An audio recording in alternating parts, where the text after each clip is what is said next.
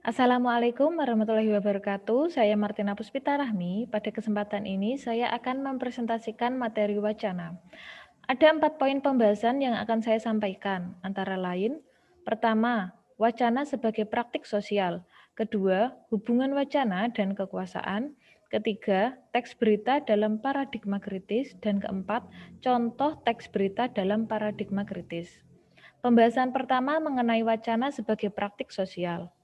Seperti yang dikemukakan oleh Verkloh, wacana sebagai praktik sosial lebih mengarah pada pemaknaan aktivitas individu untuk merefleksikan sesuatu. Pendapat tersebut memiliki makna bahwa wacana merupakan sebuah tindakan, praktik, ataupun bentuk pengaktualisasi suatu tujuan. Dalam hal ini, Verkloh mengemukakan 4 poin penting, yakni pertama adalah bahasa dan wacana. Verkloh menggunakan terminologi wacana dengan memberi penekanan pada penggunaan bahasa. Berbicara mengenai wacana berarti membicarakan bahasa sebagai bentuk praktik sosial. Ini lebih dari sekedar penggunaan kata-kata seseorang untuk mengekspresikan atau merefleksikan suatu makna kepada orang lain. Hal ini berarti bahwa bahasa merupakan bagian dari komunitas sosial dan tidak bergeser dari pengertian tersebut. Selain itu, bahasa juga sebuah proses sosial yang terkondisikan oleh unsur masyarakat di luar dari aspek kebahasaan. Bagi Verkloh, tidak ada hubungan eksternal antara bahasa dan masyarakat. Akan tetapi, bahasa adalah bagian internal dari masyarakat. Hubungan ini mengandung arti bahwa aktivitas bahasa yang terjadi dalam konteks sosial bukan sekadar merupakan sebuah refleksi ataupun ekspresi dari proses dan praktik sosial. Hal tersebut justru merupakan bagian dari proses dan praktik itu sendiri. Sebagai contoh, pada proses penyelenggaraan pilpres, pilkada, rapat kerja, atau musyawarah, sebagai suatu proses dan praktik sosial, terdapat sejumlah kata yang menjadi kata kunci dari wacana tertentu, seperti politik, demokrasi, nasionalisme, fundamentalisme, terorisme, dan yang lainnya. Dalam konteks ini, fenomena sosial seperti pilpres, pilkada, dan rapat kerja merupakan fenomena bahasa. Artinya bahwa hubungan antara bahasa dan masyarakat bukan sesuatu yang terpisah yang membentuk relasi eksternal, namun bahasa bagian internal dari masyarakat, dan sebaliknya masyarakat bagian internal dari bahasa. Kedua, yakni wacana dan tatanan kewacanaan. Tatanan kewacanaan adalah totalitas praktik kewacanaan suatu kelompok, institusi, atau masyarakat secara luas. Kelompok atau institusi yang dimaksud adalah subjek wacana yang tidak saja memproduksi wacana, tetapi juga menjadi bagian dalam struktur sosial. Dalam hubungannya antara wacana dan tatanan kewacanaan, Verkloh hendak menegaskan bahwa wacana sesungguhnya ditentukan pula oleh struktur sosial, ditentukan oleh kesepakatan atau konvensi subjek wacana itu sendiri. Keberadaan suatu wacana tidak hanya dibentuk oleh keberadaan beberapa jenis wacana yang berdiri sendiri, tetapi juga oleh jaringan kerja antar wacana yang saling tergantung. Ketiga, yakni wacana, kelas, dan kekuasaan. Pengertian pada pembahasan kedua menggambarkan dengan jelas bahwa wacana merupakan representasi dari kelompok, institusi, atau subjek yang memproduksi sebagai wacana. Setiap wacana mewakili subjeknya masing-masing dalam ruang sosial. Kelompok, institusi, atau subjek wacana dalam posisinya sebagai bagian dari praktik sosial melakukan upaya saling mempengaruhi, bahkan juga saling mendominasi satu dengan lainnya. Setiap subjek wacana, jika hendak bertahan dalam merebut pengaruh dan menjadi penguasa, harus memiliki akar kuat yang masuk ke dalam isi pikiran publik atau pihak terkuasa. Disinilah kemudian wacana diproduksi, didistribusi, lalu dikonsumsi oleh halayak. Kemudian menjadi bagian yang tak terpisahkan, bahkan menjadi panutan halayak.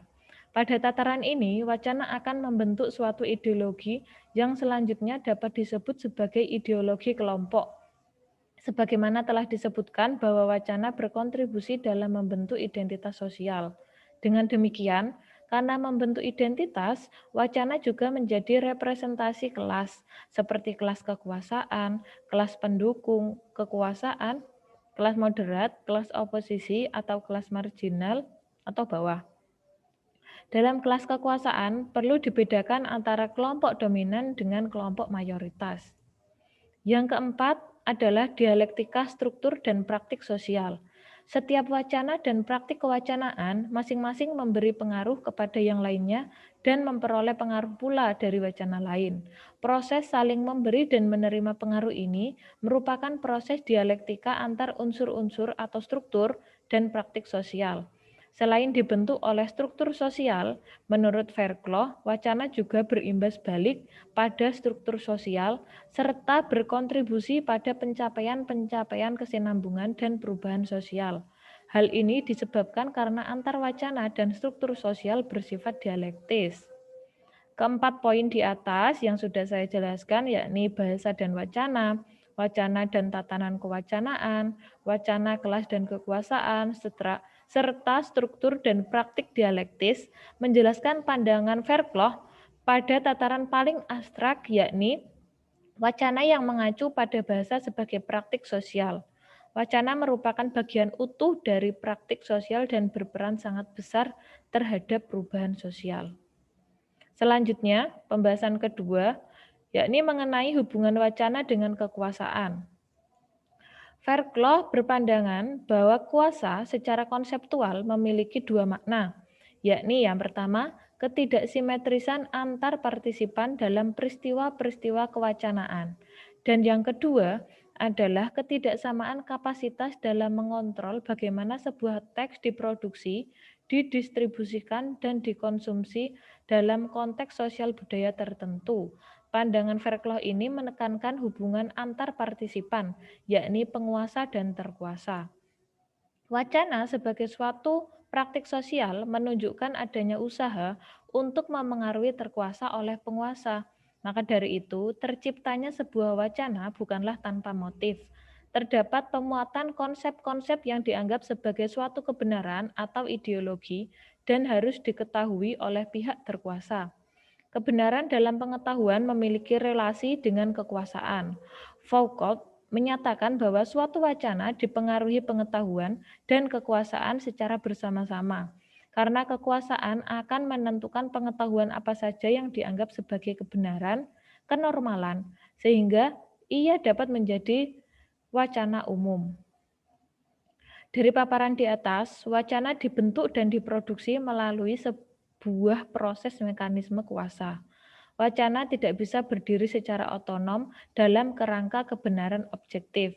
Sebagai contoh, kuasa untuk melahirkan seorang dokter ada pada proses pendidikannya. Ada kekuasaan melalui struktur pembentuk dan yang ada pada dosen dan juga pejabat fakultas. Mereka memiliki kewenangan dalam mengatur materi pembelajaran sesuai jenjang pendidikan, penataan kurikulum, sampai pada interaksi pembelajaran guna mengisi otak dan jiwa seorang calon dokter yang berlangsung dengan pengetahuan, pembinaan, dan akhirnya membentuk seorang dokter sebagai pemegang kuasa ilmu pengetahuan dalam bidang kedokteran. Kekuasaan dalam konteks ini tidak bersifat hierarkis, semisal kekuasaan negara, kekuasaan aparat, dan sebagainya. Namun, kekuasaan pada contoh diartikan sebagai yang menormalisasi atau menstabilkan sesuatu sesuai bidang kuasa tentang pengetahuan itu sendiri, serta kekuasaan yang mematok dari dan atas nama dan yang mendisiplinkan. Kekuasaan tersebut kemudian menyebar dan beroperasi dalam mekanisme sosial yang ada. Pembahasan materi ketiga yakni mengenai teks berita dalam paradigma kritis. Pada dasarnya, media dapat menjadi alat pemerintah untuk mengontrol publik. Artinya, media bisa menjadi bagian dari istilahnya adalah ideological state apparatus atau aparatur negara yang melaksanakan praktik ideologi. Dalam hal tertentu, media bukan lagi sebuah realitas netral dan bebas kepentingan, tetapi justru menjadi realitas yang rentan dikuasai oleh kelompok yang lebih dominan dan berkuasa. Asumsi dasar dalam paradigma kritis berkaitan dengan hal tersebut adalah keyakinan bahwa ada kekuatan laten dalam masyarakat yang begitu berkuasa mengontrol proses komunikasi masyarakat. Itu berarti Teks berita menjadi salah satu produk dari media massa untuk mengontrol komunikasi masyarakat. Bentuk pengontrolan dapat diketahui dengan menganalisis teks berita melalui paradigma kritis. Paradigma kritis itu sendiri bertitik tolak pada ide Karl Marx yang selanjutnya dikembangkan oleh Max Horkheimer dan peneliti lainnya di Institut Penelitian Sosial Frankfurt, Jerman. Paradigma kritis mempunyai pandangan terhadap teks berita yang disajikan oleh media melalui bagaimana berita diproduksi dan bagaimana kedudukan wartawan serta media bersangkutan dalam keseluruhan proses produksi berita. Dalam konsepsi paradigma kritis, maaf terlalu terburu-buru ya. Dalam konsepsi paradigma kritis, ada 4 aspek yang menjadi fokus perhatian untuk menganalisis berita dan media, yaitu mengenai fakta, posisi media, posisi wartawan, hasil liputan, ideologi, dan hegemoni yang mempengaruhi proses produksi. Itu untuk pembahasan ketiga, mari kita berlanjut ke pembahasan terakhir, yakni mengenai contoh teks berita dalam paradigma kritis. Di sini yang saya sampaikan adalah judul-judul berita yang ada dalam paradigma kritis. Di sini saya menyebutkan 5. Saya mulai yang pertama, ada judul berita yang berjudul Bareskrim tangkap Ustadz Mahir At-Twailibi atas tuduhan menyebar kebencian. Teks ini dirilis oleh kompas.com pada tanggal 3 Desember 2020 pukul 12:11 waktu Indonesia bagian Barat. Pada berita ini, dalam paradigma kritis dapat diketahui nantinya bentuk pengontrolan komunikasi publik pada penyajian fakta saja ataukah berita ingin meyakinkan masyarakat bahwa pemerintah sangat serius dalam menuntaskan praktik pengujaran dan penyebaran kebencian, yakni dengan menangkap tersangka oleh polisi.